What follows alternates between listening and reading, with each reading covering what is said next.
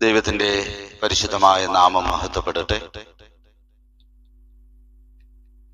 വീണ്ടും കർത്താവിന്റെ സന്നിധിയിൽ നമുക്ക് ഒരുമിച്ച് കൂടുവാൻ ദൈവം ഒരുക്കിയ നല്ല അവസരത്തെ ഓർത്ത് ദൈവത്തെ വാഴ്ത്തുകയും സ്തുതിക്കുകയും ചെയ്യുന്നു. കഴിഞ്ഞ ദിനങ്ങളിലൊക്കെ കർത്താവ് നമ്മളെ കരുതി പരിപാലിച്ചു, നമ്മളെ ആയുസ്സിനെ ദീർഘമാക്കി തന്നു. നമുക്ക് വീണ്ടും കർത്താവിന്റെ സന്നിധിയിൽ കൂടി വരുവാൻ ദൈവം ഒരുക്കിയ ഈ നല്ല സാഹചര്യങ്ങളെ ഓർത്ത് ദൈവത്തെ സ്തുതിക്കുകയാണ്. തുടർന്ന് നാം കർത്താവിന്റെ വചനത്തിന്റെ മുമ്പാകെ ആയിരിക്കുമ്പോൾ നമുക്കെല്ലാവർക്കും വളരെ പ്രാർത്ഥനയോടെ കർത്താവിന്റെ പാദപീഠത്തിലായിരിക്കാം. കർത്താവ് നമ്മെ ധാരാളമായി അനുഗ്രഹിക്കട്ടെ. ഞാൻ പ്രവർത്തിക്കും, ആരത് തടുക്കും. നമുക്കെല്ലാം വളരെ പരിചിതമായിരിക്കുന്ന ഒരു വേദഭാഗമാണ്. ഞാൻ പ്രവർത്തിക്കും, ആരത് തടുക്കും. യെശയ്യാ പ്രവാചകന്റെ പുസ്തകം 43-ാം അധ്യായത്തിന്റെ 13-ാം വാക്യം, അതിന്റെ അവസാന ഭാഗത്തത് രേഖപ്പെടുത്തിയിരിക്കുന്നു. നമുക്കൊന്ന് വായിക്കാം. ഞാൻ പ്രവർത്തിക്കും, ആരത് തടുക്കും. ഞാൻ പ്രവർത്തിക്കും, ആരത് തടുക്കും.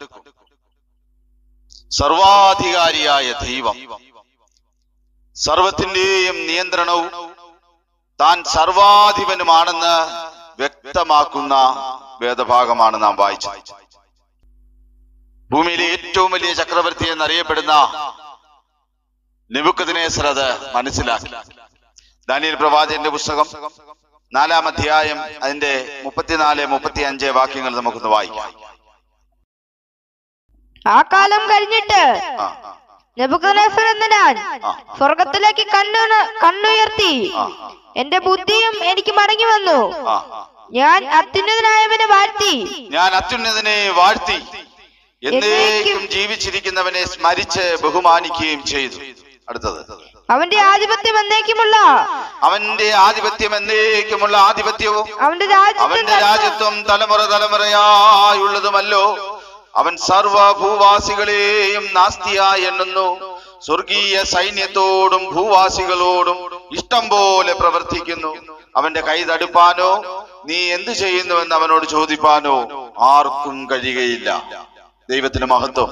മറ്റൊരു വാക്യം കൂടെ നമുക്ക് വായിക്കാം. സങ്കീർത്തനങ്ങളുടെ പുസ്തകം 115-ാം അധ്യായം അതിന്റെ 3-ാം വാക്യം. സ്വർഗത്തിലുണ്ട്, നമ്മുടെ ദൈവമോ സ്വർഗത്തിലുണ്ട്, തനിക്കിഷ്ടമുള്ളതൊക്കെയും അവൻ ചെയ്യുന്നു. വേറൊരു വാക്യം കൂടെ വായിക്കാം. യോബിന്റെ പുസ്തകം 42-ാം അധ്യായം അതിന്റെ 2-ാം വാക്യം. നിനക്ക് സകലവും കഴിയുമെന്നും നിന്റെ ഉദ്ദേശമൊന്നും അസാധ്യമല്ലെന്നും ഞാൻ അറിയുന്നു. നിനക്ക് സകലവും കഴിയുമെന്നും നിന്റെ ഉദ്ദേശമൊന്നും അസാധ്യമല്ലെന്നും ഞാൻ അറിയുന്നു. ഒരു വാക്യം കൂടെ നമുക്ക് വായിക്കാം. 135-ാം സങ്കീർത്തനം അതിന്റെ 6-ാം വാക്യം. ആകാശത്തിലും ഭൂമിയിലും സമുദ്രങ്ങളിലും എല്ലാ ആഴങ്ങളിലും യഹോവ തനിക്കിഷ്ടമുള്ളതൊക്കെയും ചെയ്യുന്നു. ആകാശത്തിലും ഭൂമിയിലും സമുദ്രങ്ങളിലും എല്ലാ ആഴങ്ങളിലും യഹോവ തനിക്കിഷ്ടമുള്ളതൊക്കെയും ചെയ്യുന്നു. തന്റെ ഹിതം പോലെ സകലവും പ്രവർത്തിക്കുന്നവൻ. എഫെസ്യർക്ക് എഴുതിയ ലേഖനം 1-ാം അധ്യായം അതിന്റെ 11-ാം വാക്യം ഒന്ന് വായിക്കാം. അവനിൽ നാം അവകാശവും പ്രാപിച്ചു, തന്റെ ഹിതത്തിന്റെ ആലോചന പോലെ സകലവും പ്രവർത്തിക്കുന്നവന്റെ സകലവും പ്രവർത്തിക്കുന്നവൻ. തന്റെ ഹൃദയത്തിലെ ഇഷ്ടം എന്താണോ അതിനനുസരിച്ച് സകലവും പ്രവർത്തിക്കുന്നവൻ. സർവശക്തനായ ദൈവം, സർവ അധികാരിയായ ദൈവം, സകലത്തിന്റെ ഉടയവനായ ദൈവം. അവന്റെ കൈ തടുപ്പാനോ നീ എന്തു ചെയ്യുന്നുവെന്നോ ചോദിപ്പാനോ ആർക്കും കഴിയത്തില്ല. ദൈവത്തിന് മഹത്വം. യോബ് പറയുകയാണ്, നിനക്ക് സകലവും സാധ്യമെന്നും നിന്റെ ഉദ്ദേശമൊന്നും അസാധ്യമല്ലെന്നും ഞാൻ അറിയുന്നു. സങ്കീർത്തനക്കാരൻ പറയുകയാണ്, നമ്മുടെ ദൈവമോ സ്വർഗത്തിലുണ്ട്, തനിക്ക് ഇഷ്ടമുള്ളതൊക്കെയും അവൻ ചെയ്യുന്നു. ആകാശത്തിലും ഭൂമിയിലും സമുദ്രങ്ങളിലും എല്ലാ ആഴങ്ങളിലും യഹോവ തനിക്കിഷ്ടമുള്ളതൊക്കെയും ചെയ്യുന്നു. തന്റെ ഹിതം പോലെ സകലവും പ്രവർത്തിക്കുന്നവൻ. ആ കർത്താവിന്റെ ചോദ്യമാണ്, ഞാൻ പ്രവർത്തിക്കും, ആരത് തടുക്കും? ദൈവത്തിനു മഹത്വം. സീനാർ സമഭൂമിയിൽ ഒരു ബൃഹത്തായ പണി നടക്കുകയാണ്. ആയിരക്കണക്കാകുന്ന ജനം ഐക്യതയോടെ അധ്വാനിക്കുന്നത് ആ സമഭൂമിയിൽ ഒരു പട്ടണവും ഒരു ഗോപുരവും പണിയേണ്ടതിനാണ്. പക്ഷേ ദൈവത്തിന് അത് സ്വീകാര്യമല്ല. എന്താ പ്രിയമുള്ളവരെ അതിന് കാരണം? സീനാർ സമഭൂമി അന്ന് വരെയും ഒരു പട്ടണവും ഇല്ലാത്ത ഒരു ശൂന്യഭൂമി അല്ല. പിന്നെയോ 4 രാജ്യങ്ങൾ ആ സമഭൂമിയിൽ നിലനിൽക്കുന്നു. 4 രാജ്യങ്ങൾ നിലനിൽക്കുന്ന സമഭൂമിയിലാണ് വീണ്ടും ഒരു പട്ടണവും ഗോപുരവും പണിയുന്നത്. ദൈവത്തിന് മഹത്വം. ആ 4 രാജ്യങ്ങളെ കുറിച്ച് നമുക്ക് വേഗത്തിൽ ഒന്ന് ചിന്തിച്ചു പോകാം.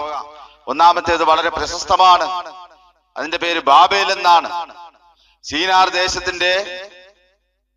സീനാർ സമഭൂമിയുടെ വടക്ക് മധ്യഭാഗത്തായി യൂഫ്രട്ടീസ് നദിയുടെ തീരത്താണ് ബാബേൽ സ്ഥിതി ചെയ്തിരുന്നത്. രണ്ടാമത്തെ നഗരത്തിന്റെ പേര് അക്കാദ്.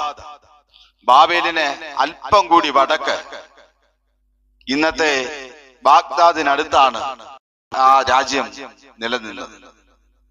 ഏരക് മൂന്നാമത്തെ രാജ്യത്തിന്റെ പേരാണ്. ഏരക് സീനാർ സമഭൂമിയുടെ തെക്കേ അറ്റത്ത് പേർഷ്യൻ ഉൾക്കടലിനോടടുത്ത പ്രദേശത്തായി. 4ാമത്തെ രാജ്യത്തിന്റെ പേരാണ് കൽനെ. അത് ടൈഗ്രീസ് നദിയുടെ തീരത്ത് സ്ഥിതി ചെയ്തിരുന്നു. ഈ 4 രാജ്യങ്ങളുടെയും ഭരണാധികാരിയായിരിക്കുന്നത് ഒരാളാണ്. 4 രാജ്യങ്ങളുടെ രാജാവ് ഒരാളാണെന്ന്. ദൈവത്തിന്റെ മഹത്വം. ആ ഭരണാധികാരിയുടെ പേര് നിമ്രോദ് എന്നാണ്. ഉൽപ്പത്തി പുസ്തകം 10-ാം അധ്യായം അതിന്റെ 8-ാം വാക്യം നമുക്കൊന്ന് വായിക്കാം. കൂശ് നിമ്രോദിനെ ജനിപ്പിച്ചു. അവൻ ഭൂമിയിലെ ആദിവീരനായിരുന്നു. അവൻ യഹോവയുടെ മുമ്പാകെ നായാട്ടുവീരനായിരുന്നു. അതുകൊണ്ട് യഹോവയുടെ മുമ്പാകെ നിമ്രോദിനെപ്പോലെ നായാട്ടുവീരൻ എന്ന് പഴഞ്ചൊല്ലായി. അവന്റെ രാജ്യത്തിന്റെ ആരംഭം ഷീനാർ ദേശത്ത് ബാബേൽ, ഏരക്, അക്കാദ്, കൽനെ എന്നിവയായിരുന്നു. ഈ 4 രാജ്യത്തിന്റെയും ഭരണാധികാരി അല്ലെങ്കിൽ രാജാവ് എന്ന് പറയുന്നത് ഒരേ ഒരു വ്യക്തിയാണ്. അദ്ദേഹത്തിന്റെ പേരാണ് നിമ്രോദ്. ആ പേരിന്റെ അർത്ഥം വളരെ വിചിത്രമാണ്. നമുക്ക് കലാപം ചെയ്യാം എന്നാണ് ആ പേരിന്റെ അർത്ഥം. ഒരു സാധാരണ കുടുംബത്തിൽ ജനിച്ച് 4 രാജ്യങ്ങളുടെ ചക്രവർത്തിയാകാൻ ചില്ലറ കലാപമൊന്നും ചെയ്താൽ പോരാ. അവൻ ഭൂമിയിലെ ആദ്യ വീരനായിരുന്നു എന്ന് നാം വായിച്ച ഭാഗം വായിച്ചാൽ നമുക്ക് മനസ്സിലാകും. കൂശ് നിമ്രോദിനെ ജനിപ്പിച്ചു. അവൻ ഭൂമിയിലെ ആദ്യ വീരനായി. ആ ഭാഗം വായിച്ചാൽ മഹാപരാക്രമശാലിയായ സമർത്ഥനായ ഒരുവൻ എന്ന തോന്നൽ നമ്മളിൽ ഉണ്ടാകും. 8-ാം വാക്യത്തിൽ നാം ഇപ്രകാരമാണ് വായിക്കുന്നത്: കൂശ് നിമ്രോദിനെ ജനിപ്പിച്ചു. കൂശ് നിമ്രോദിനെ ജനിപ്പിച്ചു. അതിന്റെ മൂലഭാഷയിൽ ഇപ്രകാരം രേഖപ്പെടുത്തിയിരിക്കുന്നു: വേഗൂഷ് എലാദ് ഏത് നിമ്രോദ്. നിങ്ങൾ ഓർക്കും എന്തിനാ ഇപ്പൊ ഈ മൂലഭാഷ ഇവിടെ കൊണ്ടുവരുന്നത്? കാരണം മുമ്പേ ഞാൻ പറഞ്ഞതുപോലെ മലയാളം വേദപുസ്തകം വായിച്ചാൽ പ്രിയമുള്ളവരെ നിമ്രോദിനെ ശരിക്ക് നമുക്ക് മനസ്സിലാക്കാൻ കഴിയത്തില്ല. നമ്മളുടെ നോട്ടത്തിൽ നിമ്രോദ് ഭൂമിയിലെ സമർത്ഥനായ ഒരു നായാട്ടു വീരൻ എന്ന പ്രതീതിയെ നമുക്ക് ഉണ്ടാകത്തുള്ളൂ. അതുകൊണ്ടാണ് ദൈവത്തിന്റെ മഹത്വം. നിമ്രോദിനെ മനസ്സിലാക്കാൻ അതിന്റെ മൂലഭാഷയിൽ പോയേ മതിയാകും. ഹു ഹൈഹൽ ലിഹ്യോട്ട് ഗിബോർ ബാ ആരത് എന്ന് വെച്ചാൽ അവൻ ഭൂമിയിലെ ആദ്യത്തെ സ്വേച്ഛാധിപതിയായ. അങ്ങനെയാണ് ആ വാക്കിന്റെ അർത്ഥം.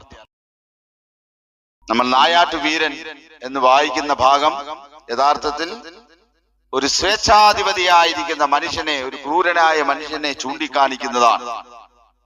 ഹിറ്റ്ലറിനെ പോലെ, ഇന്നത്തെ ഉത്തര കൊറിയയുടെ ഭരണാധികാരി കിം ജോങ് ഉന്നിനെ പോലെ ഒക്കെ ഏകാധിപതിയായിരുന്ന, സ്വേച്ഛാധിപതിയായിരുന്ന ഒരു മനുഷ്യൻ. ശ്രദ്ധിക്കുക, അവൻ ഭൂമിയിലെ ആദ്യത്തെ വീരനായിരുന്നു എന്നവിടെ രേഖപ്പെടുത്തിയിരിക്കുന്നല്ലോ. 8-ാം അധ്യായത്തിന്റെ അവസാന ഭാഗത്ത് അത് രേഖപ്പെടുത്തിയിരിക്കുന്നു. വായിച്ചാൽ, അവൻ ഭൂമിയിൽ ആദ്യ വീരനായിരുന്നു. അവൻ ഭൂമിയിൽ ആദ്യത്തെ വീരനായിരുന്നു. അപ്പൊ നമ്മൾ ഓർക്കുന്നത് അദ്ദേഹം ഒരു വീരനായ ഒരു മനുഷ്യനാണ്. പക്ഷെ ആദ്യത്തെ എന്ന വാക്ക്, പ്രിയമുള്ളവരെ, നമ്മൾ ശ്രദ്ധിക്കണം. ആദ്യത്തെ വീരൻ എന്ന് പറഞ്ഞാൽ അദ്ദേഹം ആയിരിക്കണം ഭൂമിയിലെ ആദ്യത്തെ വീരൻ. പക്ഷേ തനിക്ക് മുമ്പും വീരന്മാരുണ്ടായിരുന്നു. ഉൽപ്പത്തി പുസ്തകം 6-ാം അധ്യായം അതിന്റെ 4-ാം വാക്യം ഒന്ന് വായിക്കാം. അക്കാലത്ത് ഭൂമിയിൽ മല്ലന്മാരുണ്ടായിരുന്നു. അക്കാലത്ത് ഭൂമിയിൽ മല്ലന്മാരുണ്ടായിരുന്നു. അതിന്റെ ശേഷവും ദൈവത്തിന്റെ പുത്രന്മാർ മനുഷ്യരുടെ പുത്രിമാരുടെ അടുക്കൽ ചെന്നിട്ട് അവർ മക്കളെ പ്രസവിച്ചു. ഇവരാകുന്നു പുരാതന കാലത്തെ വീരന്മാർ. ഇവരാകുന്നു പുരാതന കാലത്തെ വീരന്മാർ, കീർത്തിപ്പെട്ട പുരുഷന്മാർ. അപ്പോൾ വീരന്മാർ മുമ്പേ ഉണ്ട്. ആദ്യത്തെ വീരന്മാർ അവരാണ്. നിമ്രോദ് ആദ്യത്തെ വീരനല്ല, പ്രിയമുള്ളവരെ, ആദ്യത്തെ ക്രൂരനായ സ്വേച്ഛാധിപതിയായ മനുഷ്യനായി. ഉൽപ്പത്തി പുസ്തകം 10-ാം അധ്യായം അതിന്റെ 9-ാം വാക്യം. അവൻ യഹോവയുടെ മുമ്പാകെ നായാട്ടുവീരനായിരുന്നു. അതുകൊണ്ട് യഹോവയുടെ മുമ്പാകെ നിമ്രോദിനെ പോലെ നായാട്ടുവീരൻ എന്ന് പരഞ്ചൊല്ലായി. ഈ വാക്യം വായിച്ചാലും നമുക്ക് എന്താ മനസ്സിലാകുന്നത്? യഹോവയുടെ മുമ്പാകെ അവന് നായാട്ടുവീരനായി. യഹോവയുടെ മുമ്പാകെ എന്ന് നമ്മൾ കേൾക്കുമ്പോൾ, വായിക്കുമ്പോൾ നാം ചിന്തിക്കുന്നത് എങ്ങനെയാണെന്നറിയാമോ? അബ്രഹാം യഹോവയുടെ സന്നിധിയിൽ തന്നെ നിന്നു എന്ന് നാം വായിക്കുന്ന പോലെ ഒരു തോന്നലാണ് നമുക്ക് ഉണ്ടാകുന്നത്. അബ്രഹാം യഹോവയുടെ സന്നിധിയിൽ തന്നെ നിന്നു. അതുപോലെ നമുക്ക് തോന്നും നിമ്രോദ് യഹോവയുടെ മുമ്പാകെ ഒരു നായാട്ട് വീരൻ. എന്നെ കേൾക്കുന്ന പ്രിയമുള്ളവരെ, നമുക്ക് അങ്ങനെ ഒരു തോന്നല് ഈ വേദപുസ്തകം വായിച്ചാൽ, മലയാളം വേദപുസ്തകം വായിച്ചാൽ തോന്നും. അതുകൊണ്ടാണ് പറയുന്നത്, നിമ്രോദിനെ മനസ്സിലാക്കണമെങ്കിൽ അതിന്റെ മൂലഭാഷയിൽ തന്നെ ചെല്ലണം.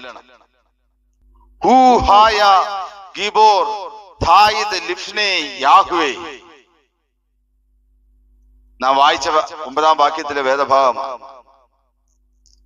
അതിന്റെ അർത്ഥം എന്താണെന്ന് അറിയാമോ? യഹോവയ്ക്ക് മുമ്പാകെ, അഥവാ ദൈവഹിതത്തിന് വിപരീതമായി എതിർത്തു നിന്നവൻ. കൃത്യമായി പറഞ്ഞാൽ ദൈവഹിതത്തിന് മുഖാമുഖമായി എതിർത്തു നിന്നവൻ. ഇയാളെ ഇങ്ങനെയാണ് മനസ്സിലാക്കേണ്ടത്. അയാളുടെ പേര് പോലെ തന്നെ ദൈവത്തോട് കലാപം ചെയ്യാം എന്ന രീതിയിൽ ജീവിച്ച മനുഷ്യനാണ് നിമ്രോദ്. സ്വതന്ത്രരായ മനുഷ്യരെ വേട്ടയാടി പിടിച്ച് അവരെ പ്രജകളാക്കി രാജ്യം പണിത ആദ്യത്തെ ക്രൂരനായ ഭരണാധികാരിയാണ് നിമ്രോദ്. നിമ്രോദ് അറിയാതെ ഒരില പോലും അനങ്ങാത്ത സീനാർ സമഭൂമിയിൽ നടക്കുന്ന പണി, പട്ടണത്തിന്റെയും ഗോപുരത്തിന്റെയും പണിയുടെ പിന്നിലും നിമ്രോദ് ആയിരിക്കാനാണ് ഏറ്റവും സാധ്യത.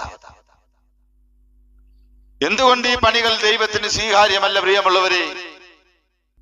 ഉൽപ്പത്തി പുസ്തകം 9-ാം അധ്യായത്തിന്റെ 1-ാം വാക്യം ഒന്ന് വായിക്കാം.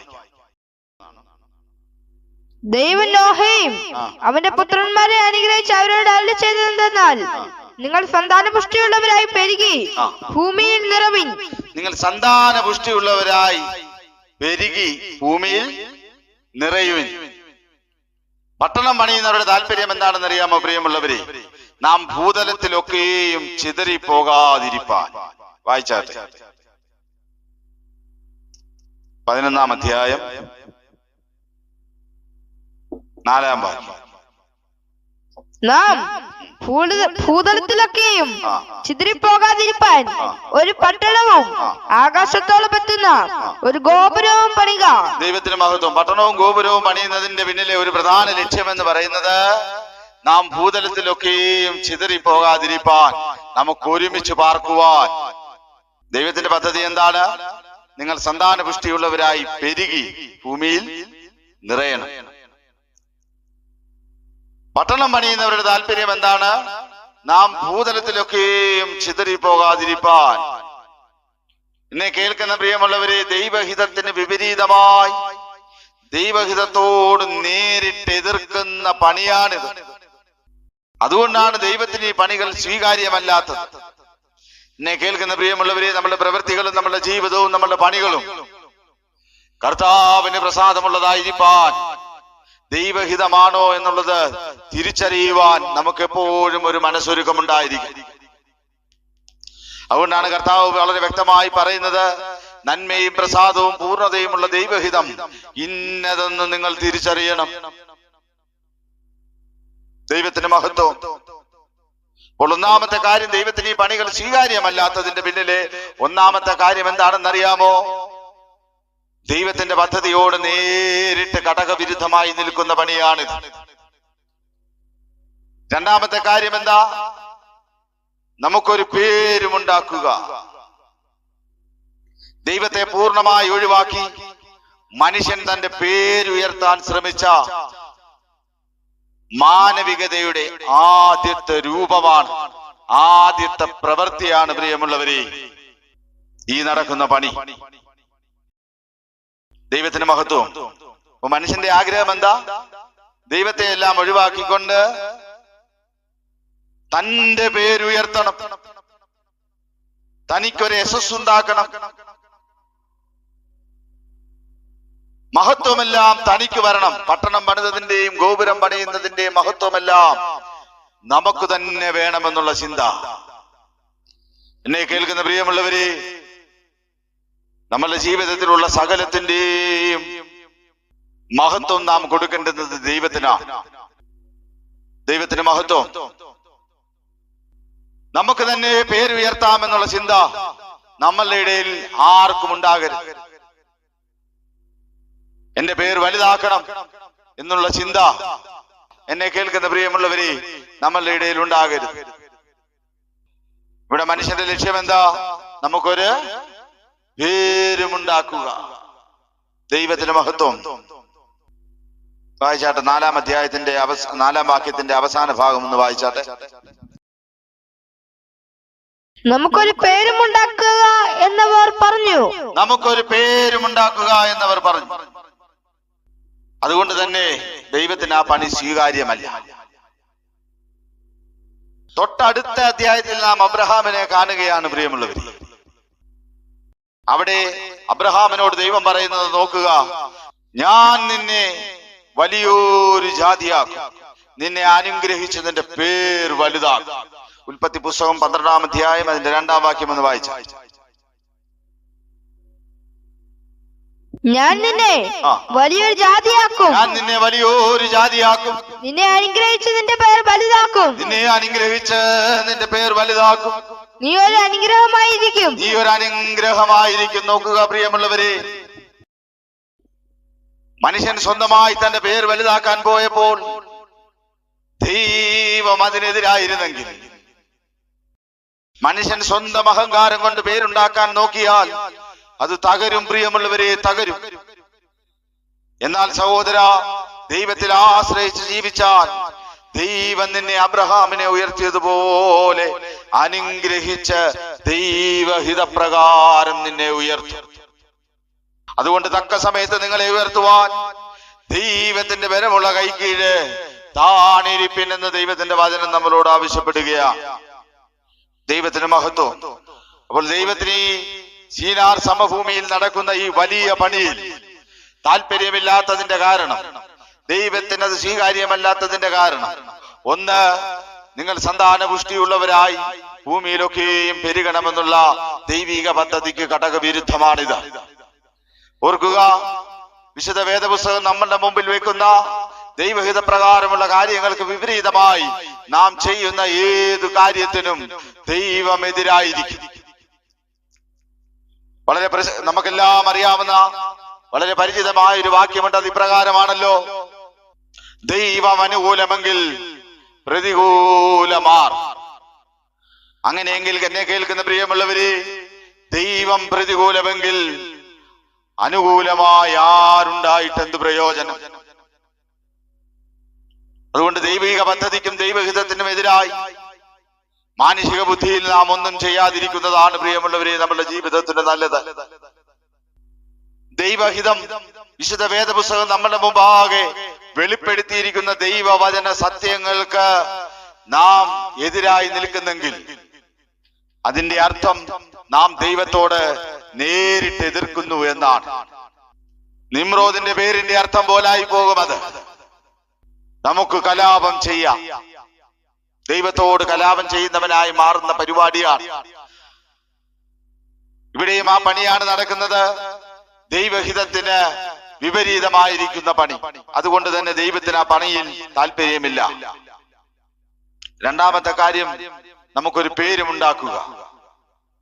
തന്നെത്താൻ ഉയർത്തുന്നവനെല്ലാം ദൈവത്താൽ താഴ്ത്തപ്പെടും. ആകയാൽ എന്നെ കേൾക്കുന്ന പ്രിയമുള്ളവരെ, തന്നെത്താൻ ഉയർത്തുന്നവനെല്ലാം ദൈവത്തിനൊരു എതിരാളിയാണെന്നും വേദപുസ്തകം പറയുന്നുണ്ട്. എന്നാലോ ദൈവഹിത പ്രകാരം തന്റെ വിളി കേട്ട് ഇറങ്ങി പുറപ്പെടുവാൻ ഒരുങ്ങിയ അബ്രഹാം ദൈവത്താൽ അനുഗ്രഹിക്കപ്പെട്ടതുപോലെ ദൈവത്തിൽ ആശ്രയിച്ച് ദൈവാനുഗ്രഹം പ്രാപിച്ച് ദൈവം നിന്നെ ഉയർത്തുമ്പോൾ അത് മതി എന്ന് കണ്ട് ദൈവത്തിന്റെ ബലമുള്ള കരത്തിന്റെ കീഴെ താണിരിപ്പാൻ നമ്മുടെ ജീവിതത്തെ നമുക്ക് കർത്താവിന്റെ മുമ്പാകെ സമർപ്പിക്കാം. മൂന്നാമത്തെ കാര്യം പ്രിയമുള്ളവരെ, ആകാശത്തോളം എത്തുന്നൊരു ഗോപുരം. അതിൽ രണ്ട് കാര്യങ്ങളുണ്ട്. ഒന്ന്, മേലാൽ ഒരു പ്രളയമുണ്ടായാൽ അതിൽ നിന്ന് രക്ഷപ്പെടാൻ ആകാശത്തോളം ഉയരമുള്ളൊരു ഗോപുരമുണ്ടെങ്കിൽ അതിൽ കയറി രക്ഷപ്പെടാം. പക്ഷെ കർത്താവ് എന്താ പറഞ്ഞെന്നറിയാമോ? ഇനി മേലാൽ പ്രളയത്താൽ ഭൂമിയെ മുഴുവനായി നശിപ്പിക്കുകയില്ല എന്ന ദൈവത്തിന്റെ ഉടമ്പടിയെയും വാഗ്ദത്തത്തെയും വിശ്വസിക്കുന്നതിന് പകരം സ്വന്തം കഴിവിൽ ആശ്രയിച്ച് സ്വയമായി രക്ഷയ്ക്കൊരു മാർഗം തീർക്കുകയാണ്. ഇനി ഒരു പ്രളയമുണ്ടായാൽ ആകാശത്തോളം എത്തുന്ന ഈ ഗോപുരത്തിൽ കയറി എനിക്ക് രക്ഷപ്പെടാം. പക്ഷെ ദൈവം പറഞ്ഞിട്ടുണ്ട്, ഇനി മേലാൽ ഇനി ഞാൻ പ്രളയത്താൽ ഭൂമിയെ മുഴുവനായി നശിപ്പിക്കുകയില്ല. അപ്പോൾ ദൈവത്തിന്റെ വാഗ്ദത്തത്തെയും ഉടമ്പടിയെയും വിശ്വസിക്കേണ്ടതിന് പകരം മനുഷ്യൻ സ്വയാശ്രയത്തിന്റെ പണി ചെയ്യുക. വായിച്ചാട്ടെ ഉൽപ്പത്തി പുസ്തകം 9-ാം അധ്യായം അതിന്റെ 11-12 വാക്യം. ഇനി സകല ജഡവും ജലപ്രളയത്താൽ നശിക്കയില്ല. ഇനി സകല ജഡവും ജലപ്രളയത്താൽ നശിക്കയില്ല. ഭൂമിയെ നശിപ്പിപ്പാൻ ഇനി ജലപ്രളയം ഉണ്ടാകുകയുമില്ല. ഭൂമിയെ നശിപ്പിക്കുവാൻ ഇനി ജലപ്രളയം ഉണ്ടാകുകയുമില്ല എന്ന് ഞാൻ നിങ്ങളോട് ഒരു നിയമം ചെയ്യുന്നു. ദൈവത്തിന്റെ മഹത്വം. ദൈവം നമ്മളോട് ചെയ്യുന്ന നിയമമാണ്. അതിൽ ഉറച്ചു വിശ്വസിക്കാൻ ഈ മനുഷ്യൻ തയ്യാറല്ല. ദൈവത്തിന്റെ മഹത്വം. അപ്പോൾ ഒന്നാമത്തെ കാര്യം എന്താ? ഗോപുരം ഉണ്ടാക്കുന്നതിന്റെ പിന്നിലെ ഒന്നാമത്തെ കാര്യം, ഇനിയൊരു പ്രളയമുണ്ടായാൽ ആകാശത്തോളം എത്തുന്ന ഗോപുരമുണ്ടെങ്കിൽ അവിടെ കയറി ഞങ്ങൾക്ക് രക്ഷപ്പെടാം. രണ്ടാമത്തെ കാര്യം എന്താ? രണ്ടാമത്തെ കാര്യവും പൂർണ്ണമായി ഗ്രഹിക്കണമെങ്കിൽ എന്നെ കേൾക്കുന്ന പ്രിയമുള്ളവരെ, നമ്മള് മൂലഭാഷയിലേക്ക് തന്നെ പോകേണ്ടി വരും. ഊമിക്ദാൽ വേരോഷ വാശമയി എന്നാണ് സ്തോത്രം ആകാശത്തോളം എത്തുന്ന ഗോപുരം എന്ന വിഷയത്തെ മൂലഭാഷയിൽ രേഖപ്പെടുത്തിയിരിക്കുന്നത്. ഊമിക്ദാൽ വേരേഷോ വാശമായി. ദൈവത്തിന് മഹത്വം. എന്റെ ശരിയായ തർജിമ അല്ലെങ്കിൽ അതിന്റെ ശരിയായ അർത്ഥം എന്ന് പറയുന്നത് മുകൾ ഭാഗം സ്വർഗത്തിലെത്തുന്ന ഒരു ഗോപുരം പണിയുക. ദൈവത്തിന് മഹത്വം. അന്തരീക്ഷ മണ്ഡലത്തിൽ അത്തരം പണികൾ നടക്കത്തില്ല എന്ന് നമുക്കറിയാം. പക്ഷേ അന്നത്തെ മനുഷ്യനത് അറിയാൻ വഴിയില്ല. ദൈവത്തിന് മഹത്വം. ഒരു പരിധിക്ക് മുകളിലേക്ക് പണിയും നടക്കത്തില്ല. അന്തരീക്ഷത്തിന്റെ മുകളിൽ ഒരു പരിധിക്കപ്പുറത്ത് മനുഷ്യന് ജീവിക്കാൻ കഴിയത്തില്ല. ഇതൊക്കെ നമുക്ക് ഇന്നറിയാം. പക്ഷെ അന്നത്തെ മനുഷ്യനത് അറിയത്തില്ല. അതുകൊണ്ട് സ്തോത്രം, അവരുടെ ഹൃദയത്തിലെ ആഗ്രഹം എന്താ? മുകൾ ഭാഗം സ്വർഗത്തിലെത്തുന്ന ഒരു ഗോപുരം പണിയുക. ഊമിക്താൽ വേരോഷോ വാശമായി. എന്റെ അർത്ഥം അതാ. മുകളിൽ പണി നടക്കുമോ നടക്കത്തില്ലയോ എന്ന് അവർക്കറിയത്തില്ല. പക്ഷെ അവർ താഴെ ഈ പണി തുടങ്ങിയതിന്റെ പിന്നിലെ ഉദ്ദേശം സ്വർഗത്തിലേക്കുള്ള ഒരു വഴിയാണ്. അതുകൊണ്ട് കർത്താവ് എന്താ പറയുന്നത്? ഞാൻ തന്നെ വഴിയും സത്യവും ജീവനുമാകുന്നു. ഞാൻ മുഖാന്തരമല്ലാതെ ആരും പിതാവിന്റെ അടുക്കൽ എത്തുന്നില്ല. ഗോപുരം പണിയുടെ പിന്നിൽ, പട്ടണം പണിയുടെ പിന്നിൽ പ്രിയമുള്ളവരെ മറഞ്ഞിരിക്കുന്ന നിഗൂഢമായിരിക്കുന്ന ലക്ഷ്യങ്ങളാണ്. കർത്താവിലൂടെ അല്ലാതെ മനുഷ്യന് തനിയെ സ്വർഗത്തിൽ ദൈവത്തിന്റെ അടുക്കലേക്ക് കയറി ചെല്ലുവാൻ, സ്വർഗത്തിലെത്തുവാൻ, സ്വർഗത്തെ കീഴടക്കുവാൻ, ദൈവത്തോട് മത്സരിക്കുവാൻ, തക്കവണ്ണം അവിടെ എത്തിച്ചേരുവാൻ തക്ക ഒരു ഗോപുരം പണിയുക. ഈ കാരണങ്ങൾ കൊണ്ടാണ് ദൈവം ആ പണിക്കെതിരായി നിന്നത്. ദൈവത്തിന് മഹത്വം. അല്ലാതെ ദൈവത്തിനൊരു പട്ടണം പണിയുന്നതോ ഒരു ഗോപുരം പണിയുന്നതോ ഒന്നും ദൈവത്തെ സംബന്ധിച്ചിടത്തോളം മനുഷ്യൻ അങ്ങനെയൊക്കെ ചെയ്യുന്നതിനെ ഒന്നും ദൈവം പലരും ചോദിക്കും, ഒരു പട്ടണം പണിയുന്നതിന് ദൈവത്തിന് എന്തിനാ ഇത്ര ബുദ്ധിമുട്ട്? ഒരു ഗോപുരം പണിയുന്നത് എന്തിനാ ദൈവത്തിന് ഇത്ര ബുദ്ധിമുട്ട്? ഇതെല്ലാം ഈ പണിയുടെ പിന്നിൽ അന്തർലീനമായിരുന്ന സകല കാര്യവും ദൈവഹിതത്തിന് വിരോധവും, എന്നെ കേൾക്കുന്ന പ്രിയമുള്ളവരെ, ദൈവത്തോടുള്ള വെല്ലുവിളിയുമായി. ഈ കാരണങ്ങളാൽ ദൈവം ഈ പണിക്കെതിരായി. ദൈവം അവരുടെ ഭാഷ കലക്കി, അവരെ ഭൂതലത്തിലൊക്കെയും ചിഹ്നിച്ചു. അവർ പട്ടണം പണിയുന്നത് വിട്ടുകളഞ്ഞു. ആ ഭാഗം കൂടെ ഒന്ന് വായിച്ച 11-ാം അധ്യായം, ഉൽപ്പത്തി പുസ്തകം 11-ാം അധ്യായം 9-ാം വാക്യം.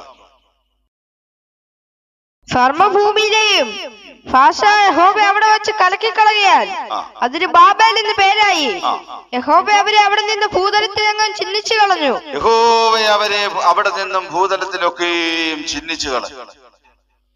വല്ലഭന് പുല്ലുമായുധം എന്നതുപോലെ, എന്നെ കേൾക്കുന്ന പ്രിയമുള്ളവരെ, ഈ വലിയ ജനസമൂഹം ഒന്നിച്ചു നിന്ന പണിയെ എങ്ങനെ എതിരിട്ട് തോൽപ്പിക്കാൻ മനുഷ്യനെ കൊണ്ട് കഴിയത്തില്ല. കണ്ടില്ലേ ഡൽഹിയിൽ നടന്ന സമരം?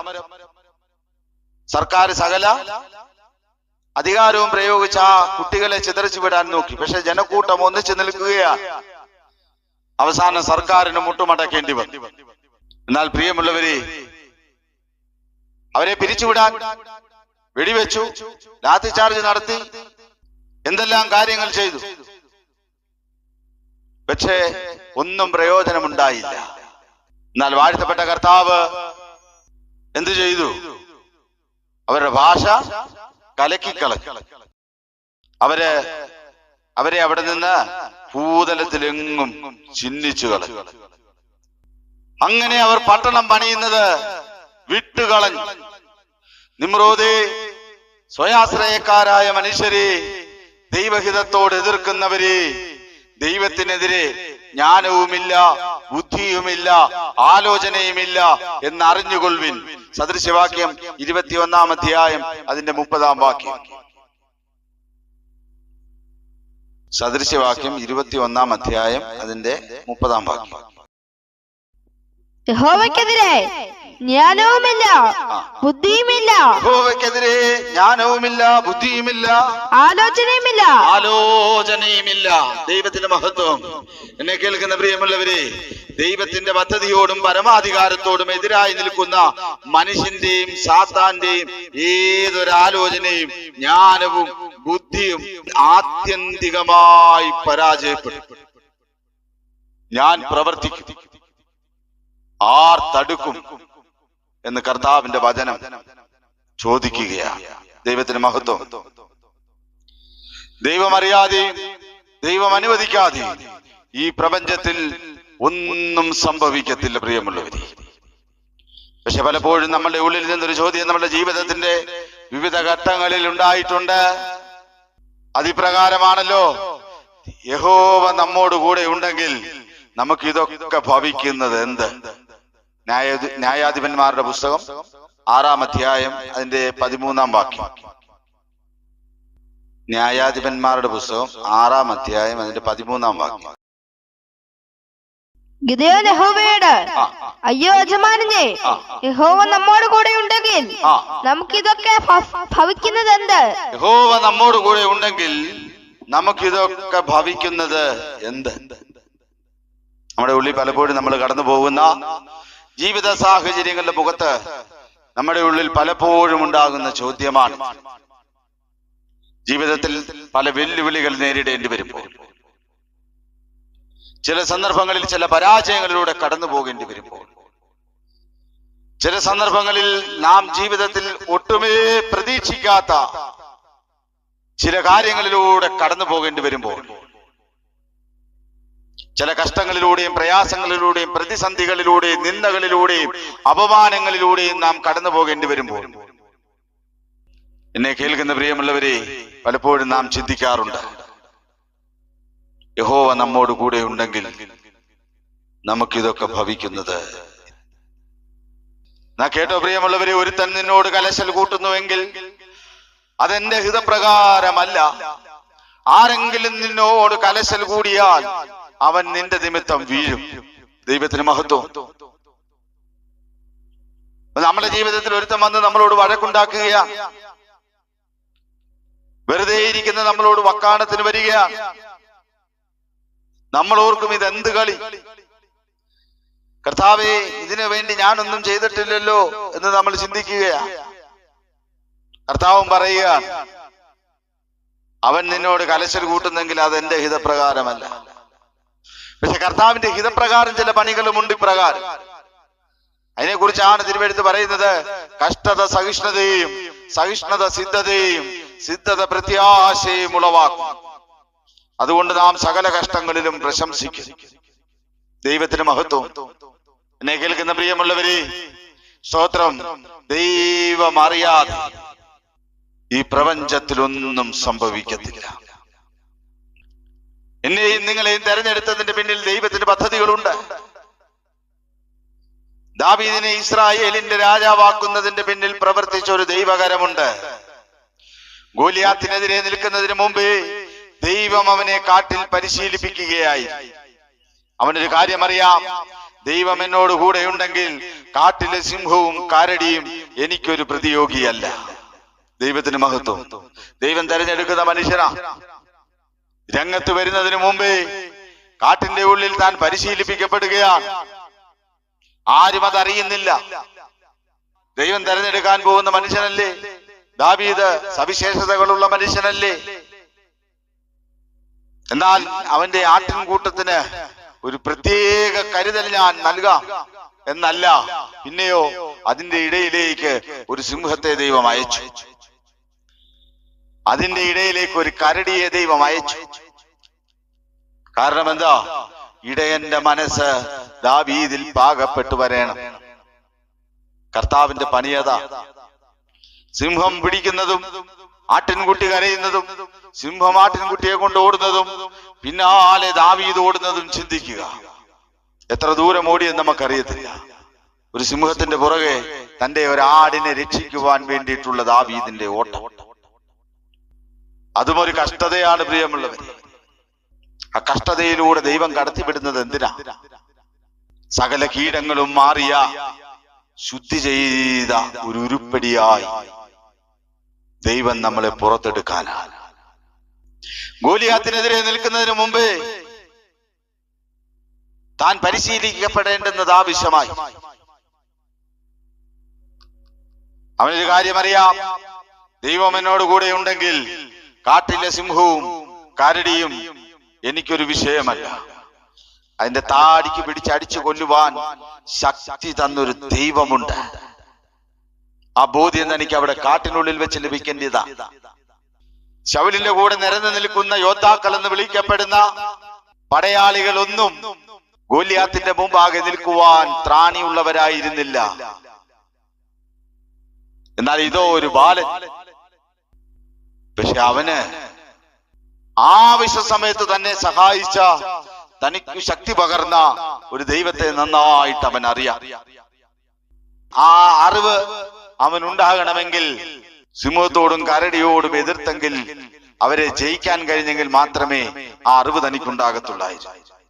ശമൂവേൽ പ്രവാചകന്റെ പുസ്തകം 1 ശമൂവേൽ 17 അതിന്റെ 37 വാക്യം എന്ന് വായിക്കാം. ദാവീദ് പിന്നെയും സിംഹത്തിന്റെ കയ്യിൽ നിന്നും കരടിയുടെ കയ്യിൽ നിന്നും എന്നെ രക്ഷിച്ച, സിംഹത്തിന്റെ കയ്യിൽ നിന്നും കരടിയുടെ കയ്യിൽ നിന്നും എന്നെ രക്ഷിച്ച യഹോവയെ ഫെലിസ്ത്യന്റെ കയ്യിൽ നിന്നും എന്നെ രക്ഷിക്കുമെന്ന് പറഞ്ഞു. ആ യഹോവ ഈ ഫെലിസ്ത്യന്റെ കയ്യിൽ നിന്നും എന്നെ രക്ഷിക്കുമെന്ന് പറഞ്ഞു. എന്താ അതിന്റെ കാരണം? താടിക്ക് പിടിച്ചടിച്ചു കൊന്നു സിംഹത്തെയും കരടിയെയും. അപ്പോൾ സിംഹത്തിനെയും കരടിയെയും അടിച്ചു കൊന്നത് തന്റെ ശക്തി കൊണ്ടല്ല എന്ന് ദാവീദിന് നന്നായിട്ട് അറിയാം. അതാ ദാവീദ് ഇവിടെ പറഞ്ഞത്. ഒന്നുകൂടെ വായിച്ചാട്ടെ ആ ഭാഗം. ദാവീദ് പിന്നെയും സിംഹത്തിന്റെ കയ്യിൽ നിന്നും കരടിയുടെ കയ്യിൽ നിന്നും എന്നെ രക്ഷിച്ച, ദാവീദ് പിന്നെയും സിംഹത്തിന്റെയും കരടിയുടെയും കയ്യിൽ നിന്ന് എന്നെ രക്ഷിച്ച യഹോവ ഈ ഫെലിസ്ത്യന്റെ കയ്യിൽ നിന്നും എന്നെ രക്ഷിക്കും എന്ന് പറയാൻ ഒരുക്കപ്പെട്ടത്, എന്നെ കേൾക്കുന്ന പ്രിയമുള്ളവരെ, ശൗലിന്റെ യുദ്ധക്കളരിയിൽ വെച്ചല്ല. പിന്നെയോ കർത്താവ് അവനെ കാട്ടിലായിരുന്നു ഒരുക്കിയത്. ദൈവത്തിന് മഹത്വം. അതുകൊണ്ടാ പറഞ്ഞത്, അതിന്റെ താടിക്ക് പിടിച്ച് അടിച്ചു കൊല്ലുവാൻ ശക്തി തന്ന ദൈവം ഈ അഗ്രചർമ്മിയായ ഫെലിസ്ത്യനെ അവയിൽ ഒന്നിനെ പോലെയാക്കും. അതിന്റെ 36 വാക്യം കൂടെ ഒന്ന് വായിച്ചു. ഇങ്ങനെ അടിയൻ സിംഹത്തിനെയും കരടിയെയും കൊന്നു. ഈ അഗ്രചർമ്മിയായ ഫെലിസ്ത്യൻ ജീവനുള്ള ദൈവത്തിന്റെ സൈന്യത്തെ നിന്ദിച്ചിരിക്കൊണ്ട് അവനും അവയിൽ ഒന്നിനെ പോലെയാകും. ദൈവത്തിന്റെ മഹത്വം. അവനും അവയിൽ ഒന്നിനെ പോലെയാകും. എന്താ ഈ ഫെലിസ്ത്യനായിരിക്കുന്ന ഗോലിയാത്ത് ചെയ്ത കുറ്റം? അവൻ ദൈവത്തിന്റെ സേനയെ നിന്ദിച്ചു. ദൈവത്തിന് മഹത്വം. ഇന്നിപ്പോൾ ആ സേന, പ്രിയമുള്ളവരെ, ദൈവസഭയാ. ദൈവസഭയോട്, ദൈവസഭയ്ക്കെതിരെ നിൽക്കുന്ന സാത്താനോട് ദാവീദിനെ പോലെ പോരാടുവാൻ നമ്മൾ തയ്യാറാണ്. ദൈവത്തിന് മഹത്വം. അന്ന് ദൈവത്തിന്റെ സേനയെ, ശൗലിനെയും ശൗലിന്റെ പട്ടാളത്തെയും ഫെലിസ്ത്യൻ നിന്ദിക്കുന്നത് കണ്ടപ്പോൾ ദാവീദിനുണ്ടായ ആത്മീയമായിരിക്കുന്ന എരിവ് പോലെ, പ്രിയമുള്ളവരെ, ഇന്നത്തെ ദൈവസഭയ്ക്കെതിരെ പിശാച് ചെയ്യുന്നതും പറയുന്നതും പ്രവർത്തിക്കുന്നതുമായിരിക്കുന്ന കാര്യങ്ങൾ നിന്നെ ആത്മീയമായി ചൂടുപിടിപ്പിക്കാറുണ്ടോ? അതോ മറ്റൊരു വഴി പോകാമെന്ന് വിചാരിച്ച് അത്തരം സാഹചര്യങ്ങളെ കണ്ടും കാണാതെയും വഴിമാറിപ്പോകുന്നവനാണ്? ദൈവസഭയ്ക്കെതിരെ വെല്ലുവിളിച്ചു നിൽക്കുന്ന ദുഷ്ടവ്യാപാരങ്ങളോട് ആത്മാവിൽ പോരാടുവാൻ ദാവീദിനെ പോലെ നമ്മൾ തയ്യാറാണ്. നിങ്ങൾ തയ്യാറാണ്. ദൈവത്തിന് മഹത്വം. എങ്ങനെയാണ് സാത്താനെ ജയിക്കേണ്ടത്? വെളിപ്പാട് പുസ്തകം 12 അതിന്റെ 10-11 വാക്യങ്ങളൊന്ന് വായിക്കാം. അപ്പോൾ ഞാൻ സ്വർഗത്തിലൊരു മഹാശബ്ദം പറഞ്ഞു കേട്ടത്, ഇപ്പോൾ നമ്മളുടെ ദൈവത്തിന്റെ രക്ഷയും ശക്തിയും രാജ്യവും അവന്റെ ക്രിസ്തുവിന്റെ ആധിപത്യവും തുടങ്ങിയിരിക്കുന്നു. അടുത്ത വാക്യം. നമ്മുടെ സഹോദരന്മാരെ രാപ്പകൽ ദൈവസന്നിധിയിൽ കുറ്റം ചുമത്തുന്ന അപവാദിയെ തള്ളിയിട്ട് കളഞ്ഞുവല്ലോ. അവർ അവനെ കുഞ്ഞാടിന്റെ രക്തം ഹേതുവായും തങ്ങളുടെ സാക്ഷ്യവചന ഹേതുവായിട്ടും ജയിച്ചു. അടുത്ത വാക്യം കൊണ്ട് മരണപര്യന്തം തങ്ങളുടെ പ്രാണനെ സ്നേഹിച്ചതുമില്ല. മരണപര്യന്തം തങ്ങളുടെ പ്രാണനെ സ്നേഹിച്ചതുമില്ല. ദൈവത്തിന് മഹത്വം. സാത്താനെ ജയിക്കണമെങ്കിൽ എന്റെ പ്രിയമുള്ളവരെ 3 കാര്യങ്ങളാണ് ഇവിടെ പറയുന്നത്. ഒന്ന്, കുഞ്ഞാടിന്റെ രക്തം ഹേതുവായി. 2, അവരുടെ സാക്ഷ്യവചനം. ഞങ്ങൾ ക്രിസ്തുവിൽ എങ്ങനെ ജീവിക്കുന്നു എന്നുള്ളതിന്റെ സാക്ഷ്യവചനം. 3, നിത്യജീവന്റെ പ്രത്യാശയുള്ളത് കൊണ്ട് അവർ മരണപര്യന്തം സ്വന്തം പ്രാണനെ സ്നേഹിച്ചതുമില്ല. ദൈവത്തിന്റെ മഹത്വം. ഇത്തരമൊരു ശുശ്രൂഷ, ഇത്തരമൊരു ജീവിതം എന്നെ കേൾക്കുന്ന പ്രിയമുള്ളവരെ, ഈ അന്ത്യകാലത്ത് നമുക്കുണ്ടാകേണ്ടുന്നത് ആവശ്യമല്ലേ? ഇത്തരമൊരു ജീവിതം ആഗ്രഹിക്കുന്നു. അങ്ങനെയെങ്കിൽ ശിംശോനെ പോലെയാകാൻ പറ്റത്തില്ല. ശിംശോനെ ഒന്ന് കാണണം. ശിംശോന്റെ ജീവിതത്തിന്റെ ആരംഭങ്ങൾ കാണണം. ശിംശോന്റെ ജീവിതത്തെ നന്നായി മനസ്സിലാക്കണം. ശിംശോന് യഹൂദയിൽ തന്നെ താമസിക്കാൻ പറ്റത്തില്ല. സമയം മുന്നോട്ട് പോകുന്നല്ലോ. ഞാൻ വേഗത്തിൽ പറഞ്ഞ് അവസാനിപ്പിക്കട്ടെ പ്രിയമുള്ളവരെ. ശിംശോന് യഹൂദയിൽ തന്നെ താമസിക്കാൻ പറ്റത്തില്ല. ഒന്ന്, അവന്റെ ശുശ്രൂഷ വേറെയാണ്. ഫെലിസ്ത്യരുടെ നാട്ടിൽ, അവരുടെ ഇടയിൽ അവൻ ചെന്നേ മതിയാവും. യഹോവയുടെ ആത്മാവ് അവനെ ഉദ്യമിപ്പിച്ചു തുടങ്ങി എന്ന് വിശുദ്ധ വേദപുസ്തകത്തിൽ നാം വായിക്കുന്നുണ്ട്. എന്നാൽ അവൻ ഫെലിസ്ത്യരുടെ ദേശത്തേക്ക് യാത്ര ചെയ്യുമ്പോഴുള്ള യാത്രയെ കുറിച്ചും ഒന്ന് പറഞ്ഞ് ഞാൻ അവസാനിപ്പിക്കാം പ്രിയമുള്ളവരെ. തിമ്നയ്ക്കരികെയുള്ള മുന്തിരിത്തോട്ടങ്ങളിൽ എത്തിയപ്പോൾ ഒരു ബാലസിംഹം അവന്റെ നേരെ അലറി വന്നു. കയ്യിലൊന്നുമില്ലാതിരിക്കെ അവൻ അതിനെ ഒരു ആട്ടിൻകുട്ടിയെ പോലെ കീറിക്കളഞ്ഞു. താൻ ചെയ്തത് അപ്പനോടും അമ്മയോടും പറഞ്ഞില്ല. വായിച്ചാട്ടെ ന്യായാധിപന്മാരുടെ പുസ്തകം 14-ാം അധ്യായം അതിന്റെ 5-6 വാക്യങ്ങൾ. ന്യായാധിപന്മാരുടെ പുസ്തകം 14-ാം അധ്യായം അതിന്റെ 5-6 വാക്യങ്ങൾ. അങ്ങനെ ശിംശോനും അവന്റെ അപ്പനും അമ്മയും തിമ്നയിലേക്കുള്ള വഴി പോയി. തിമ്നയ്ക്കരികെയുള്ള മുന്തിരിത്തോട്ടങ്ങളിൽ എത്തിയപ്പോൾ ഒരു ബാലസിംഹം അവന്റെ നേരെ അലറി വന്നു. അപ്പോൾ യഹോവയുടെ ആത്മാവ് അവന്റെ മേൽ വന്നു. കയ്യിൽ ഒന്നുമില്ലാതിരിക്കെ അവൻ അതിനെ ഒരാട്ടിൻകുട്ടിയെ പോലെ കീറിക്കളഞ്ഞു. താൻ ചെയ്തത് അപ്പനോടും അമ്മയോടും പറഞ്ഞില്ല. ദൈവത്തിന് മഹത്വം. അപ്പോൾ തിമ്നയ്ക്കരികെയുള്ള മുന്തിരിത്തോട്ടത്തിൽ എത്തിയപ്പോൾ ഒരു ബാലസിംഹം അവന്റെ നേരെ അലറി വന്നു. ദൈവത്തിന്റെ ആത്മാവ് അവനിൽ വന്നു. കയ്യിലൊന്നുമില്ലാതിരിക്കെ അവൻ അതിനെ ഒരു ആട്ടിൻകുട്ടിയെ പോലെ കീറിക്കളഞ്ഞു. താൻ ചെയ്തത് അപ്പനോടും അമ്മയോടും പറഞ്ഞില്ല. എന്നെ കേൾക്കുന്ന പ്രിയമുള്ളവരെ, ക്രിസ്തീയമായിരിക്കുന്ന നമ്മുടെ ജീവിതത്തിന്റെയും യാത്രയുടെയും നേരെയുള്ള വെല്ലുവിളിയാണ് ഈ ബാലസിംഹം. ദൈവാത്മാവിന്റെ സഹായത്താൽ നീ അതിനെ ജയിക്കണം. പാപം നിന്റെ വാതിൽക്കൽ കിടക്കുന്നു. അതിന്റെ ആഗ്രഹം നിങ്കലേക്കാകുന്നു. നീയോ അതിനെ കീഴടക്കണം. ശിംശോൻ അതിനെ കീറിക്കളഞ്ഞു. തന്റെ ജീവിതത്തിന്റെ നേരെ ചാടി വന്ന വെല്ലുവിളിയെ താൻ കീറിക്കളഞ്ഞു. നമ്മുടെ ക്രിസ്തീയ ജീവിതത്തിന്റെ നേരെയുള്ള വെല്ലുവിളികളെ നാം ജയിക്കണം. പക്ഷെ ആ ജയത്തെ കുറിച്ച് ഇവിടെ നോക്കിക്കേ, അപ്പനോടും അമ്മയോടും പോലും ശിംശോൻ പറഞ്ഞില്ല. നീയും പറയരുത്. കാരണം അത് നിന്റെ മെടുക്കല്ല. ശിംശോൻ സിംഹത്തെ കീറിക്കളഞ്ഞത് ദൈവത്തിന്റെ ആത്മാവ് അവന്റെ മേൽ ശക്തിയോടെ വന്നിട്ടാണ്. അയ്യോ, നിന്റെ കഴിവല്ല. നിന്റെ ജീവിതത്തിൽ ഒരു ജയം ലഭിക്കുന്നെങ്കിൽ അത് നമ്മുടെ കഴിവല്ല. പിന്നെയോ നമ്മളോട് കൃപ കാണിക്കുന്ന ദൈവത്തിന്റെ കരുണയാണ്. നമ്മളുടെ പ്രാർത്ഥന കേട്ട് നമുക്ക് മറുപടി നൽകി തരുന്ന ഒരു ദൈവമായതുകൊണ്ടാണ്. നമ്മളുടെ പ്രാർത്ഥനയുടെ മിടുക്കല്ല, നാം ആരോടാണ് പ്രാർത്ഥിക്കുന്നത് എന്നുള്ള ബോധ്യമാണ് പ്രിയമുള്ളവരെ നമ്മളെ കൊണ്ട് അസാധ്യ കാര്യങ്ങൾക്ക് വേണ്ടി പ്രാർത്ഥിക്കുവാൻ പ്രേരിപ്പിക്കുന്നത്. ദൈവത്തിന് മഹത്വം. ആ പ്രാർത്ഥന കേൾക്കുമ്പോൾ കരുണാകടാക്ഷത്തോടെ നമുക്ക് മറുപടി നൽകി തരുന്നതിനാലാണ് പല ജയങ്ങളും നമുക്കുള്ളത്. അതുകൊണ്ട് അതിനെക്കുറിച്ച് വമ്പ് പറയരുത്. അതിനെക്കുറിച്ച് ആരോടും പറയാൻ നിൽക്കരുത്. കാരണം അതിന്റെ പിന്നിൽ നിന്റെ വെടിക്കില്ല. ദൈവത്തിന്റെ മഹത്വം, ഹല്ലേലൂയ. പിന്നെയോ സ്തോത്രം, അതിന്റെ പിന്നിൽ പ്രവർത്തിക്കുന്ന ഒരു ദൈവത്തിന്റെ കരമുണ്ട്. മഹത്വം മുഴുവൻ ദൈവത്തിന്. സൈന്യത്താലല്ല, ശക്തിയാലുമല്ല, എന്റെ ആത്മാവിനാൽ അത്രേ എന്ന് സൈന്യങ്ങളുടെ യഹോവ അരുളി ചെയ്തു.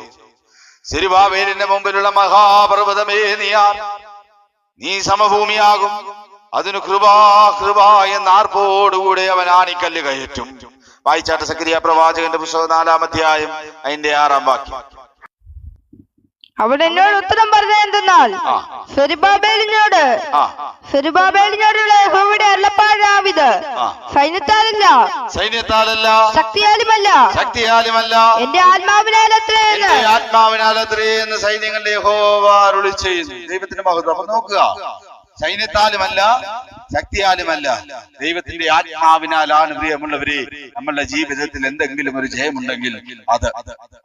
ആകയാൽ അത്തരം ജയങ്ങളെ കുറിച്ച് ആരോടും ഒന്നും പറയണ്ട. പകരമോ അതിനെ ഹൃദയത്തിൽ സംഗ്രഹിച്ച് എപ്പോഴും ദൈവത്തോട് നന്ദിയുള്ളവരും ദൈവത്തിന് മഹത്വം കൊടുക്കുന്നവരുമായിരിക്കാൻ ദൈവം നമ്മെ സഹായിക്കട്ടെ. മാത്രമല്ല, ദൈവത്തിന് മഹത്വം, നാം ജയിക്കുന്ന മേഖലകളിൽ ജയിക്കേണ്ടി വരുന്നത് ചില വെല്ലുവിളികൾ ഉള്ളത് കൊണ്ടാണല്ലോ, അതല്ലെങ്കിൽ പരാജയമുള്ളത് കൊണ്ടാണല്ലോ. ദൈവത്തിന് മഹത്വം. ഒന്നെങ്കിൽ പരാജയമുണ്ട്, അല്ലെങ്കിൽ വെല്ലുവിളിയുണ്ട്. ജയിക്കേണ്ടത് പരാജയങ്ങളെ ജയങ്ങളാക്കി, വെല്ലുവിളികളെ തകർത്ത് കളഞ്ഞും കൊണ്ട് പ്രിയമുള്ളവരെ ജയജീവിതം നയിക്കാൻ കഴിയണം. അങ്ങനെ ജയിച്ചു കയറിയ മേഖലകൾ നമ്മളുടെ ജീവിതത്തിൽ ഉണ്ടെങ്കിൽ പിന്നെ അതിന്റെ താഴ്വാരങ്ങളിലേക്ക് നാം ഇറങ്ങിപ്പോകരുത്. പരാജയപ്പെട്ട മേഖല ഏതാണെന്ന് നമുക്കറിയാമെങ്കിൽ അവിടെ പ്രിയമുള്ളവരെ കുഞ്ഞു കളിക്കാൻ വീണ്ടും പോകരുത്. ദൈവത്തിന് മഹത്വം. എന്നാൽ ശിംശോൻ എന്താ ചെയ്തത്? താൻ കൊന്നു വലിച്ചെറിഞ്ഞ സിംഹത്തിന്റെ ഉടൽ താൻ വീണ്ടും അതിലെ വന്നപ്പോൾ അതിന്റെ അവസ്ഥ എന്താ എന്ന് നോക്കാൻ ശിംശോൻ പോകേണ്ടുന്ന വഴിയിൽ നിന്ന് മാറിച്ചെന്നു. വചനം വിട്ട് ഇടത്തോട്ടോ വലത്തോട്ടോ എന്നെ കേൾക്കുന്ന പ്രിയമുള്ളവരെ നമ്മൾ മാറരുത്. ന്യായാധിപന്മാരുടെ പുസ്തകം 14-ാം അധ്യായം 8-9 വാക്യങ്ങൾ ഒന്നുകൂടെ വായിച്ചാൽ.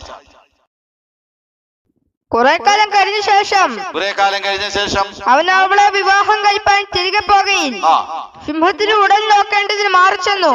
സിംഹത്തിന് ഉടൽ നോക്കേണ്ടതിന് അവൻ മാറിച്ചെന്നു. പോകേണ്ടുന്ന വഴിയിലല്ല, ഉടൽ എവിടാണോ കിടക്കുന്നത് അവിടേക്ക് അവൻ മാറിച്ചെന്നു. ദൈവത്തിന് മഹത്വം. കർത്താവിന്റെ നേർവഴി വിട്ട് എന്നെ കേൾക്കുന്ന പ്രിയമുള്ളവരെ അങ്ങോട്ടോ ഇങ്ങോട്ടോ ഒന്നും കാണാൻ, ഒന്നും കേൾക്കാൻ, ഒന്നും അറിയാൻ, ഒരു ഭംഗിയും ആസ്വദിക്കുവാൻ, ഒരു സ്ഥലത്തിന്റെ ഭംഗി ആസ്വദിക്കുവാൻ കർത്താവ് വിട്ടിരിക്കുന്ന വഴി വിട്ട് മറ്റൊരു വഴിക്ക് പോകരുത്. ദൈവത്തിന് മഹത്വം. അല്ലല്ലേ, അങ്ങനെ മാറി ചെന്നപ്പോൾ സിംഹത്തിന്റെ ഉടലിനകത്ത് ഒരു തേനീച്ചക്കൂട്ടവും തേനും കണ്ടു. സിംഹത്തിന്റെ ഉടലിനകത്ത് ഒരു തേനീച്ചയും തേനീച്ചക്കൂടും തേനും കണ്ടു. അവൻ അത് എടുത്തുകൊണ്ട് അവനത് കയ്യിലെടുത്ത് തിന്നും കൊണ്ട് നടന്നു. അപ്പന്റെയും അമ്മയുടെയും അടുക്കൽ ചെന്ന് അവർക്കും കൊടുത്തു, അവരും തിന്നു. നേരത്തെ സ്തോത്രമല്ല, അപ്പനും അമ്മയും ഒന്നും അറിഞ്ഞില്ല. പക്ഷെ ഇപ്പോൾ ദൈവത്തിന്റെ മഹത്വം, ഹല്ലേലൂയ, വഴിമാറി ചെന്ന് കിട്ടിയ ദൈവഹിതമല്ലാത്ത നന്മയെ കൈപ്പറ്റി അതിന്റെ പങ്ക് ആർക്കും കൊടുത്തു? അപ്പനും അമ്മയ്ക്കും കൊടുത്തു. ശിംശോനേ, നീ നാസീർ വ്രതസ്ഥനായിരുന്നു. ജനിച്ച ശേഷം നാസീർ വ്രതത്തിന് സമർപ്പിച്ചതല്ല, ഗർഭം മുതലേ നാസീരായിരുന്ന നീ ചെയ്തത് വിഹിതമോ? ജീവപര്യന്തം ശവവുമായി നിനക്ക് സമ്പർക്കം പാടുണ്ടോ? ദൈവത്തിന് മഹത്വം. എന്നെ കേൾക്കുന്ന ദൈവജനമേ, കർത്താവ് വേർപാട് കൽപ്പിച്ചിരിക്കുന്ന ഒന്നിനോടും നമുക്ക് സന്ധി ഉണ്ടാകരുത്. ദൈവത്തിന് മഹത്വം. എന്തെല്ലാം കാര്യങ്ങളോട് കർത്താവ് വേർപാട് പറഞ്ഞിരിക്കുന്നോ ആ കാര്യങ്ങളോടെല്ലാം പ്രിയമുള്ളവരെ വേർപാട് നമുക്കുണ്ടായിരിക്കണം. ന്യായാധിപന്മാരുടെ പുസ്തകം 6-ാം അധ്യായം അതിന്റെ 5-6 വാക്യങ്ങൾ. നാസീർ വ്രതക്കാലത്തൊക്കെയും നാസിർ വ്രതകാലത്തൊക്കെയും ക്ഷൗരക്കത്തി അവന്റെ തലയിൽ തുടരുത്. ക്ഷൗരക്കത്തി അവന്റെ തലയിൽ തുടരുത്. യഹോവയ്ക്ക് തന്നെത്താൻ സമർപ്പിച്ചിരിക്കുന്ന കാലം തികയുവോളം യഹോവയ്ക്ക് തന്നെത്താൻ സമർപ്പിച്ചിരിക്കുന്ന കാലം തികയുവോളം അവൻ വിശുദ്ധനായിരിക്കണം. അവൻ വിശുദ്ധനായിരിക്കണം. തലമുടി വളർത്തണം. തലമുടി വളർത്തേണം. അവൻ യഹോവയ്ക്ക് തന്നെത്താൻ സമർപ്പിച്ചിരിക്കുന്ന കാലത്തൊക്കെയും ശവത്തിന്റെ അടുക്കൽ ചെല്ലരുത്. അവൻ യഹോവയ്ക്ക് തന്നെത്താൻ സമർപ്പിച്ചിരിക്കുന്ന കാലത്തൊക്കെയും ശവത്തിന്റെ അടുക്കൽ ചെല്ലരുത്. പക്ഷെ ശിംശോൻ ചെന്നു, തൊട്ടു, അതിൽ നിന്ന് ഭൗതികമായിരിക്കുന്ന നന്മയും അനുഭവിച്ചു. നിന്റെ ജീവിതത്തിന്റെയും ശുശ്രൂഷയുടെയും നേരെയുള്ള വെല്ലുവിളികളെ നീ ജയിച്ചിട്ടുണ്ടാകാം. പക്ഷെ ആ വെല്ലുവിളികൾ ചത്തതെന്ന് നിനക്ക് തോന്നിയാലും എന്നെ കേൾക്കുന്ന ദൈവ പൈതലേ, അതിന്റെ മേലുള്ള ജാഗ്രത വിട്ട് നീ കളിക്കാൻ നിൽക്കരുത്. ദൈവത്തിന്റെ മഹത്വം. നമുക്ക് തോന്നും നമ്മുടെ ജീവിതത്തിന്റെ നേരെയുള്ള വെല്ലുവിളികളെല്ലാം അവസാനിച്ചു, എല്ലാം ചത്തു, ഇനി അല്പം അലസതയോടെ ജീവിക്കാമെന്ന് വിചാരിക്കരുത്. കാരണം എന്താ? അവസാനത്തോളം സഹിച്ചു നിൽക്കുന്നവൻ രക്ഷിക്കപ്പെടും. ശിംശോനേ, നിന്നിൽ വെളിപ്പെടുന്ന ശക്തി നിന്റേതല്ല. ദൈവ പൈതലേ, നിന്നിൽ വെളിപ്പെടുന്ന ശക്തിയും നിന്റേതല്ല എന്ന ബോധ്യം നമുക്ക് വേണം. ശിംശോനും തന്റെ ശക്തിയുടെ രഹസ്യം അറിയാം. നാസീർ വ്രതത്തിന്റെ ഒരു വ്യവസ്ഥ തെറ്റിച്ചതിനാൽ നാസീർ വ്രതത്തിന്റെ അടയാളമായിരുന്ന നീണ്ട മുടി ശിംശോന്റെ സമ്മതത്തോടുകൂടി അല്ലാതെ അവന് നഷ്ടപ്പെട്ടു. ദൈവത്തിന് മഹത്വം. ഒരെണ്ണം അവൻ അറിഞ്ഞു തെറ്റിച്ചു. പക്ഷെ അവന്റെ ശക്തിയുടെ രഹസ്യം അതിലല്ലായിരുന്നു. അവന്റെ ശക്തിയുടെ രഹസ്യം നീണ്ട മുടിയിലായി.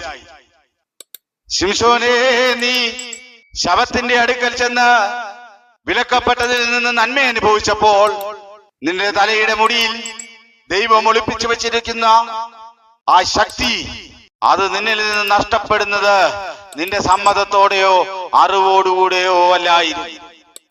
നാസീർ വ്രതത്തിന്റെ അടയാളമായിരുന്ന അവന്റെ ശക്തിയുടെ അടയാളമായിരുന്ന നീണ്ട മുടി അവന് നഷ്ടമായി. അതിനോടൊപ്പം അവന്റെ ശക്തിയും നഷ്ടമായി. ആരെ രക്ഷിക്കണമായിരുന്നോ അവരെക്കാളും താൻ ദുർബലനായി.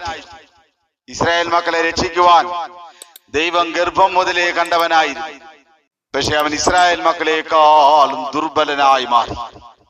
ഫിലിസ്ത്യർ അവന്റെ രണ്ട് കണ്ണും കുത്തിപ്പൊട്ടിച്ച് അവരുടെ വിനോദ കേന്ദ്രങ്ങളിൽ അവനെ ഒരു കൂത്തുകാഴ്ചയാക്കി മാറ്റി.